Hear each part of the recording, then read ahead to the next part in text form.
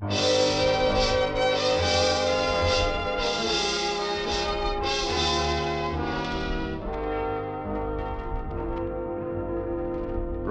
Is My Beat. From Times Square to Columbus Circle, the gaudiest, the most violent, the lonesomest mile in the world.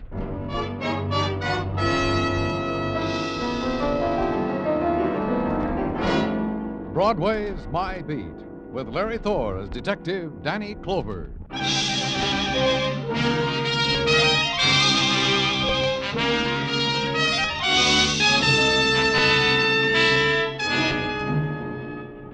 It's the journey to the end of all the other streets in the world, this Broadway. You turn a corner and you're there. You walk slowly and you lean your heart against it. Then something explodes in your face and you run and you're one of the crowd.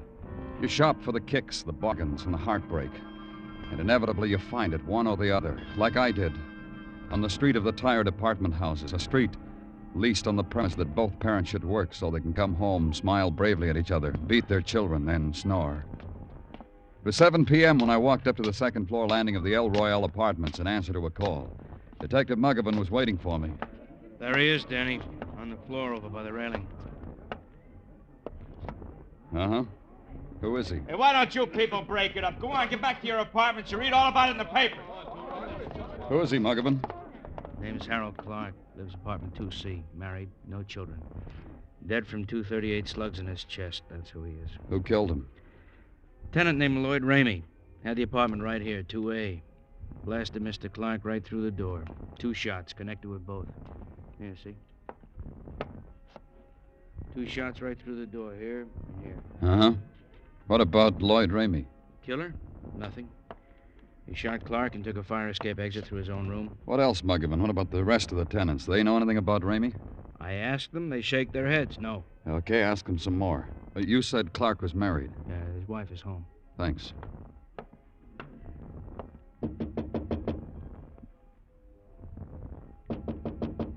Mrs. Clark. It's the police, Ms. Clark. I've got... Please come in. Excuse the way I look. Of course. Mrs. Clark... What do you want me to say to you? Excuse the way I look? Excuse the way the apartment looks? The way my husband looks lying out there in the hall in his undershirt? What else can I say to you? I'm sorry about it. I've got to ask you some questions. I know all about that. Here, see? Right here. Detective. Did you ever own a gun? Suspect. No, sir, I did not. Detective. Did you shoot this man? Suspect. No, sir, I did not. Just like in these true-type detective story magazines. I read them all the time. I know all about what you've got to do. All right, then it'll make it a lot easier. If you're going to ask me, did I shoot my husband, I'm going to say, no, sir, I did not. We know you didn't. Don't be too sure. I was in Lloyd Ramey's apartment when it happened. Oh? Tell me about it. I went across the hall to borrow some tea bags from Mr. Ramey because my husband likes tea. I must have stayed more than 10 seconds because my husband got panicky and came after me. He knocked on the door. Mr. Ramey didn't even answer. He pulled out a gun and shot. How well did you know Ramey? For tea bags. With my husband, tea bags means I'm not being true blue. Your husband was wrong, wasn't he? My husband is dead. I guess that's pretty wrong. He knocked on the door and yelled to open it or he'd break it down, and now he's dead. Because he liked tea. Dr. Sinsky, the technical boys are here, Danny. Oh, good. I'm through here. Tell them to go to work. Okay. Now, look, you people, why don't you break it up? Why don't you go home to your own apartment?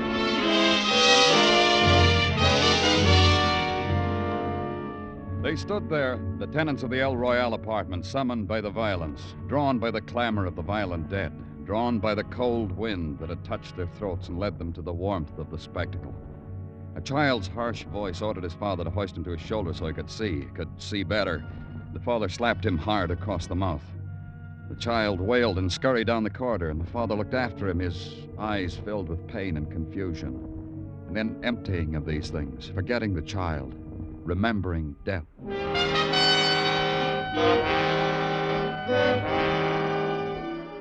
Muggavan had got one thing out of the tenants, the fact that Lloyd Ramey, the murderer, was known to a certain party, the party being the Wilkins Rental Agency on West 58th Street. The forms you had to fill out to get an apartment from them, your life was on a piece of paper in a wooden file box. Go ask Mr. Wilkins about Lloyd Ramey. He'll have it in the box. Mr. Wilkins did. Committed murder, did he? It just goes to show you, Mr. Clover, you never know, You found it? I found it. It's right here to hand. Man tries his best, Mr. Clover. Tries to find a select clientele for his clients. Tries to judge a man by his clothes, his shifting eyes, the woman hanging on his arm. Good risk, bad risk. Man asks himself... Mr. Wilkins. Please, you're eating into my time. Permit me to eat into yours.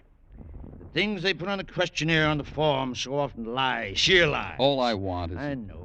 Information on one of my tenants, a murder.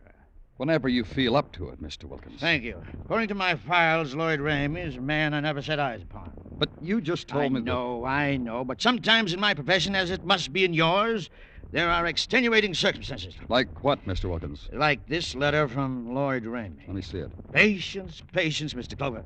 This letter is an extenuating circumstance because with it came the money for a year's lease on apartment 2A, El Royale Apartments.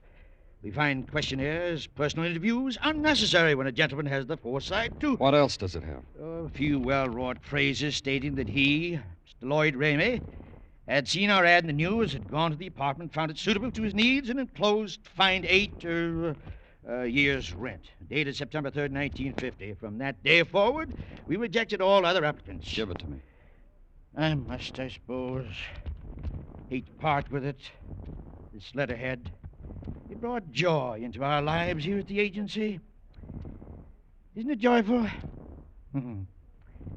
Yes, Berkey Siegmiller, tattoos, and the slogan, what you want, where you want it. Joyful, huh?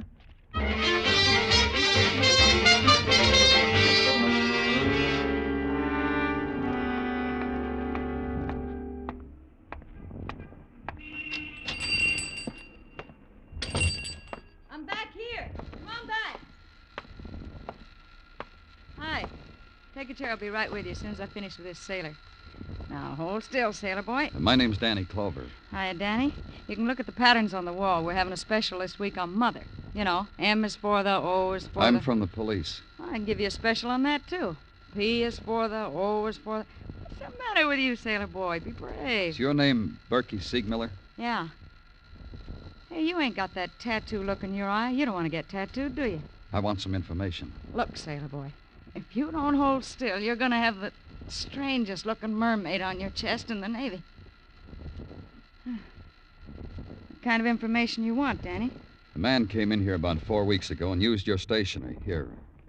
Stationery from your place. Oh, yeah, I recall the request. Man dropped in for a touch-up job of a coiled rattlesnake. And he asked me for a sheet of paper. When I was done, I gave it to him. You got the one I gave him in your hand. Had you ever seen the man before? No. What's he done?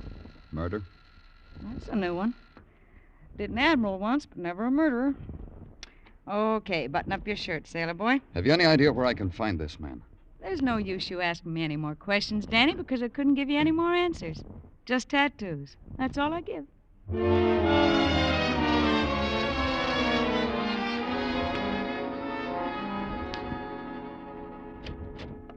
Danny?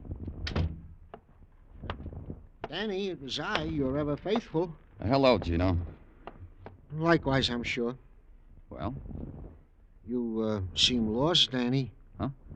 Lost in some reverie into which perhaps it is implied that I intrude my face. That's all right. You can stay. Thank you. Well? You sure it's all right? What's eating you? Danny, the rumor is making its way through the nooks and crannies of police headquarters that you have lately visited a tattoo parlor. Rumor is right. Danny, you have not gone and indulged yourself in some mad whim or other. You have not. You don't approve, Gino? Well, it is not for me to approve or not to approve, Danny.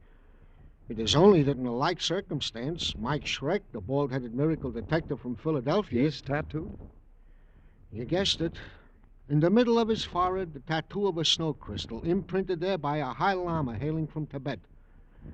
Mike Schreck has regretted this indiscretion all his life. So? So? Well, I don't want the same thing to happen to you. This regret. Danny, I won't breathe a word if you... I know I can trust you, Sergeant. Now, in the matter of Lloyd Ramey, you have something for me? Gino. In the matter of Lloyd yeah. In the matter of Lloyd Ramey, the usual standard operating procedure. All points bulletins, terminals watched and relays. Nothing. Hey, you can't just barge in here, lady. You have It's to... all right, Gino. You want to see me, Miss Clark? Not particularly. I only thought that if you were cracking your skull over the murder of my husband, maybe I could help. Sit down, Miss Clark. There isn't time to be la-di-da with me, Mr. Clover. If you want to capture him, you better hurry. He was just beginning the soup course when I spotted him. Lloyd Ramey? Where? Don't panic yourself, Mr. Clover. Not Lloyd Ramey, but a man who was often a caller at the apartment of Lloyd Ramey. Ramey was such a secretive type, I took mental notes on his callers. Where is this man? Beginning a meal at the Hotel Adams. I dropped in there myself for a bite. While waiting for a table, I spotted him. Who could eat? I ran quick to you with a hot clue clutched tight in my little hand. You want it? You'll point him out to me, won't you, Mrs. Clark? Why else do you think I missed my dinner?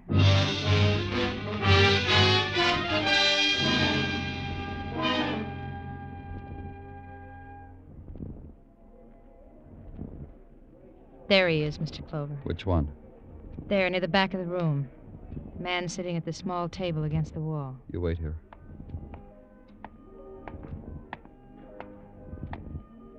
Mind if I sit down, mister? Mm-hmm. Oh, sit down. Have a drink, go ahead. Sit down, sir. Thanks. I'm from the police. Why don't you bring your lady, too? I see you come with the lady. Go back and get the lady. I'm not feeling so good, but who needs it to talk with a lady? Lady. You're sick. Sick. Drunk. Sick. Drunk.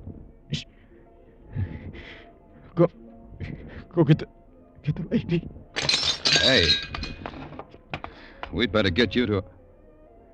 I lifted his head up from the table, and his eyes were open and staring, and not reacting to anything in the world, and his part of it. The maitre d' hurrying over the polite music, the finger bowls and the demi-tasse and the fillets. None of it registered. He just slumped to the floor. I knelt over him, felt for a pulse. There wasn't any. He was dead.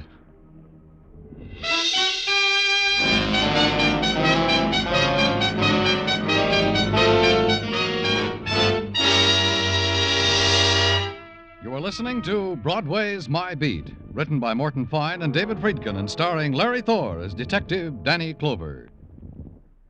This Sunday, Frank Sinatra joins Arthur Godfrey and the other fine entertainers and programs to be heard on CBS in the afternoons. His new show is called Meet Frank Sinatra, and you'll hear members of Frank's studio audience being interviewed by The Voice and telling him their favorite songs. At their request, Frank either will sing the song himself or play a famous record. Meet Frank Sinatra will bring you a surefire entertainment for a whole hour, starting this Sunday afternoon on most of these same CBS stations.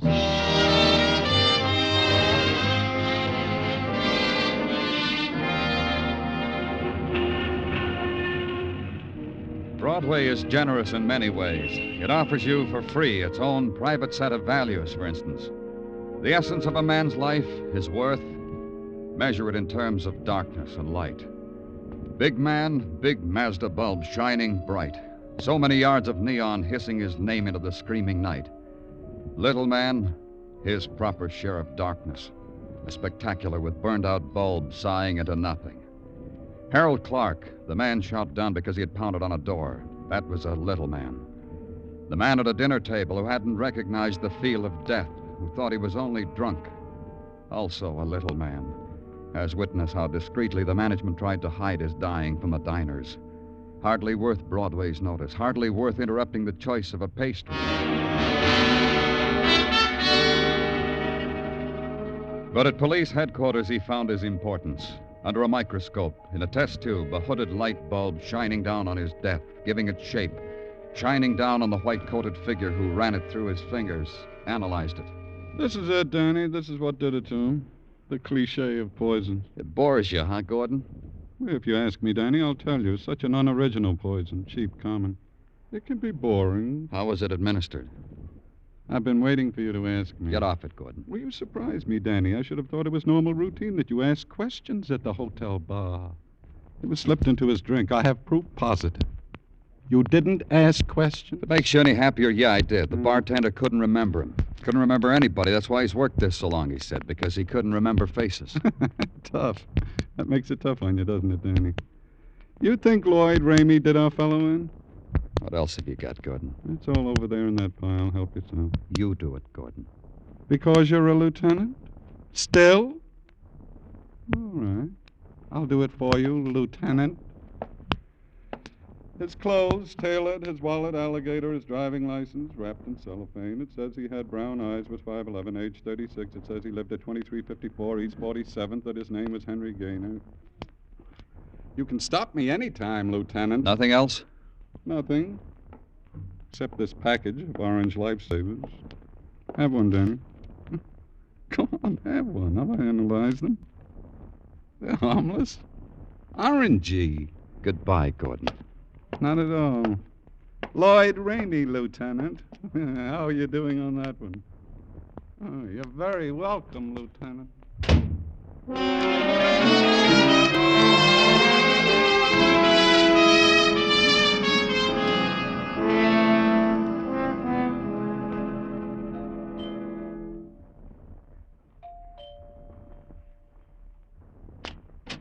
Hello there. Good morning. Hello. My name's Danny Clover. Well, let's I'm from come in. Chat inside. There now, isn't this better? Sit down. Try that chair over there, the flowered cretonne. Thanks. I started to say I was from the police. What? I don't understand. There's nothing to understand. Police, that's who I work for. But why do you want to see me? By the way, who are you? Tommy Lawrence? You live here with Henry Gaynor? I did live here with Henry Gaynor. He's dead. I read about it in the late editions. Oh, that's why. Henry's dead, and you're the police, and you've come here. Oh, that's why. That's why. Tell me about Henry. Well, I advertised in the paper for a clean-living man to share this apartment. I chose Henry. Uh-huh. But I made a mistake. I learned not to like him. That's why I'm not outraged or worried or sorry that Henry's dead. He did nothing but dote on girls. He and his buddy. Buddy? Well, that chaser, Frank Muir. If you want his address, I don't know it. But his phone number's around. You think you can trace it? Frank Muir. I'd track him down where I were you. He's the cause of it all. Poor Henry. I detached him from his cretonne grief, made him look for Frank Muir's phone number. He found it on a pad next to the phone. He did that by lifting up a French doll, and there it all was. Surprise. I phoned Muir. He was at home. I told him to stay there. He said he had a date. I tinkled my badge into the receiver. He said he'd break the date. When I got there, he was still doing it. Come on in, Mr. Clover. Mix yourself up a happy at the bar. And this lady I'm talking to on the phone, she's bitter. She don't believe I got a rendezvous with a policeman. Yeah. Sure, honey. I swear it's only a cop. A cop? What kind of a cop? I know all about those female For 20 minutes, you've been holding up the phone, honey. Here. Yeah, I'll prove it to you. Yeah. Say something to my lady. Prove to her you're only a man cop. Hang up. But, well, look, be a pal. Hang up. Between the two of you, she'll fracture me. I don't do this sort of thing to ladies normally. You understand, Mr. Clover? You had a friend, Henry Gaynor. You can say that again. Had is just a word. I read in the papers how a friend I once had is now gone. When'd you see him last? You think I killed him? When Henry and me had such snazzy times together on blind dates? On with your eyes open dates? When did you see him last? On the occasion when I turned over Mrs. Ellen Clark to him. What? You heard me. That was 3, maybe 4 Saturdays ago. I make it 4. Mrs. Clark was one of your lady friends, like... Don't get me wrong, Mr. Clover. Mrs. Clark was, how do you classify? A smile filled with hidden meanings. The touch of a knee under a checkered tablecloth. That was all Mrs. Clark was to me. That's why you handed her over to your buddy? Wrong again. You see that plaster cast up there on the mantelpiece? That's courtesy of irate husband, Mr. Clark. He found me once with his missus waiting to catch a bus. He clobbered me, broke my arm. Care to autograph it, Mr. Clover? All my friends, huh? No? Oh, you'll excuse me. It's undoubtedly...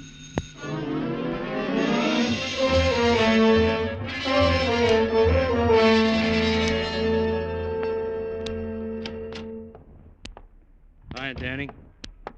How you feeling? There've been better times, Muggavan. You're always, seen the papers? Haven't had the time. You should have looked. What have you got in your mind, Muggavan? You don't have to bite my head off because I suggest you read the papers. It's got a picture of Lloyd Ramey on the front page. What? Yep. Only his name isn't Lloyd Ramey. The name is George Harvey. Something, huh? You want me to invest a nickel in a newspaper, or you want to tell me why? We took the 2 bullets from the body of Harold Clark and checked the riflings of what we got on file. We didn't have anything. So? Sent them to Washington. FBI checked. Sent a wire back. They got what the 2 bullets matched. 2 more bullets. Where'd they get them? One of them out of a murdered bank clerk of Vincennes, Indiana. The other from a woman shot down during a liquor store robbery in St. Louis. Both shootings done by George Harvey, wanted by Indiana, Missouri police for murder. What does it do to you, Danny? There's a whole lot, Muggavan. May I come in? What are you looking for, mister? I'm Joseph Grebness. May I come in? What's on your mind, Mr. Gibness? Thank you. Who do I see about the reward? Reward? Yeah, it says right here in the paper, reward. And don't you people try to talk your way out of it either. You see? Right here on the front page. Have you seen this man, it says. I've seen this man. What about the reward? If there's a reward, we'll see that you get it. Where did you see him? Where'd you see him, you ass? Where's the reward? The man in charge of the reward department's just stepped out. I'll wait. Sure, wait. But if George Harvey escapes while you're waiting, you'll be held for... What'll he be held for, Muggavan? Aiding and abetting a criminal. Aiding and abetting a criminal. Aiding and abetting a criminal. The man whose picture appears in the paper moved in this morning next door to me. Hotel Hobart, into the hall, 3rd floor. No, I'll just wait.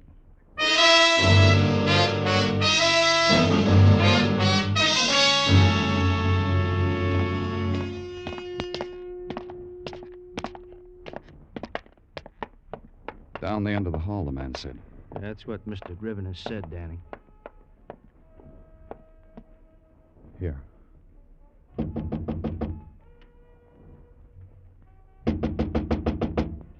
Yeah. Yeah, what do you want? Come on, open up, Harvey. Move away from the door, Muggavan. Open the door, I'll break it down.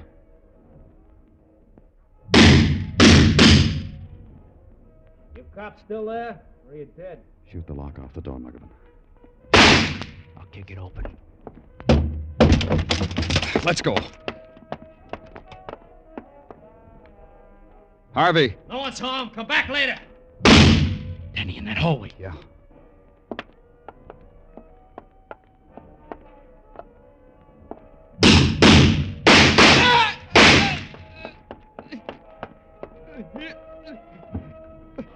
You better call an ambulance, Muggavan. Okay, Danny. And turn the radio on.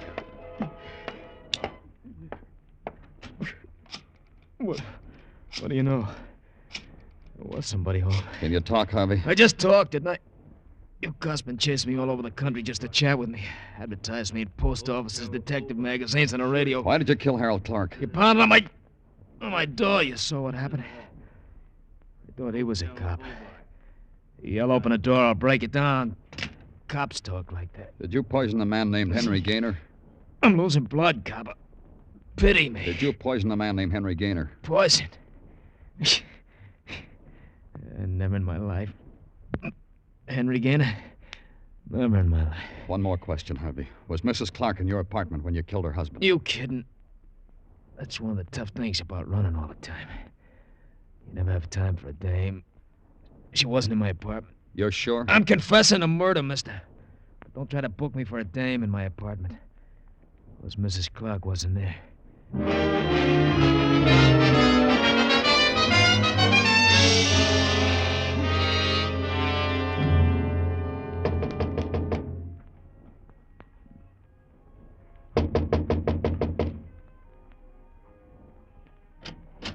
Yes? Oh, it's you, Mr. Clover. I know. You've come to tell me you've got my husband's murderer. Did you bring me some good news like that? I'll come in and tell you about it, Mrs. Clark. I was just going to ask you to do that. My apartment looks better now, doesn't it? How does a woman feel when the man she loves is murdered?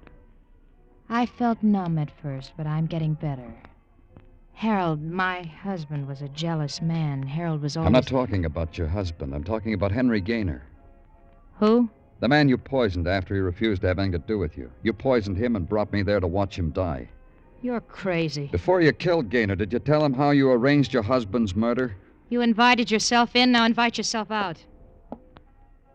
What are you doing? What are you walking around my place for? Place looks nice. Thanks. Get out. Really looks a lot better. Neat. Things in order. Where are all those true-type detective story magazines? I gave them away. A man came, offered me $1 for all those magazines I had. I gave him 5 bundles wrapped in twine. Did you save one of them? What? The one with a picture of George Harvey, alias Lloyd Ramey? What did it say under his picture? That he was armed, that he was wanted for murder, that he was dangerous, not to approach him, but to notify the police? Get out of here. You knew your husband was bitterly jealous. You goaded him, made him believe you were carrying on with a neighbor across the hall. Get out. You sent him over there knowing that trigger-happy killer would shoot him as soon as he knocked on the door, and Harvey did. I'll kill you. Harvey said you were never in his apartment. You were too frightened of him ever to talk to him. Let's go, Mrs. Clark. Take your hands off me. I said let's go, Mrs. Clark. I had it all. I had it in the palm of my hand until you... Come on, Mrs. Clark. Look, you've got to understand. My husband was jealous. He spoiled everything. Every man I ever looked at. You don't know how it was. He ruined everything. He spoiled everything.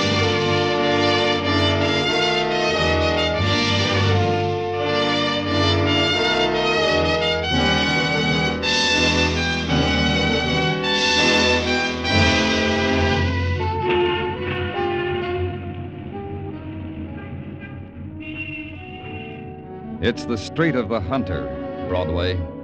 The smile that's dropped at the tip of a hat. And the lights are flung from windows, out of doorways. You walk a pavement speckled with 1,000 colors. But between the lights, that's where the darkness is. It's Broadway, the gaudiest, the most violent, the lonesomest mile in the world. Broadway, my beat.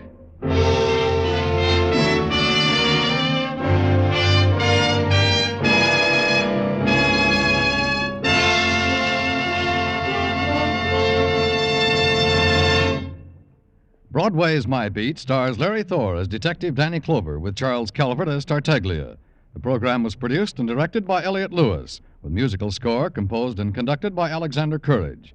Included in tonight's cast were Cathy Lewis, Vivi Janis, Anthony Barrett, Leo Cleary, Jack Kruschen, and Ed Max.